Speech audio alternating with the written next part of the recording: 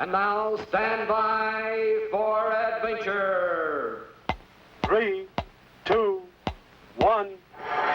In the exciting story of building an island base. Once Colonel Bleep and his friends were back on 00 Island, little Squeak could wait no longer to build a home. In fact, Squeak had already drawn a sketch of the kind of house he dreamed of, with picket fence and a garden for flowers and vegetables. But how can you build a house without the tools of the carpenter's trade? You know, a carpenter is an expert in the use of hammers and saws and planes and chisels. But Squeak and Scratch had no tools.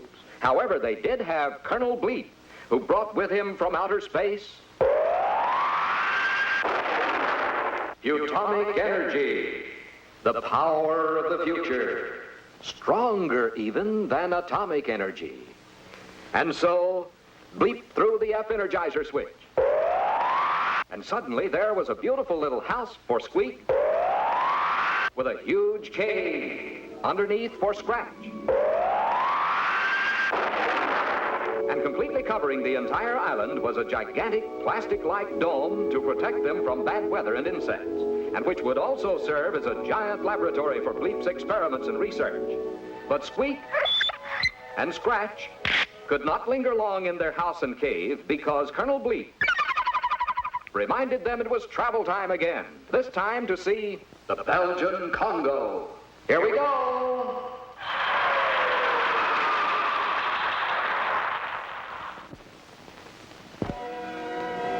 Looking down on the continent of Africa from high in the sky, Bleep, Squeak, and Scratch see that the Belgian Congo looks something like an ivy leaf.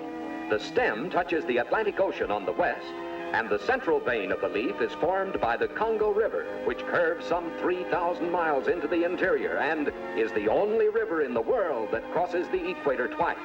The capital city of Leopoldville is a modern, busy river port.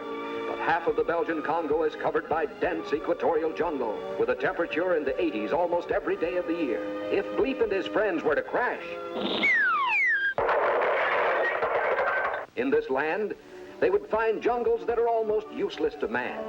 Few tropical fruits grow here, and in fact, until recently, the natives lived almost entirely on game they snared or shot with bow and arrow. Today, civilization is moving into the Congo, and the wild animals, antelope, zebra, rhinoceros, hippopotamus, and gorilla are slowly disappearing except in the game reserves, and the natives are being taught modern farming methods.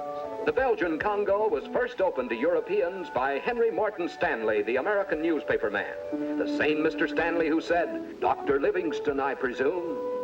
To most people, the Belgian Congo would not be considered a very pleasant place to live, but it is an interesting place for Bleep, Squeak, and Scratch to visit.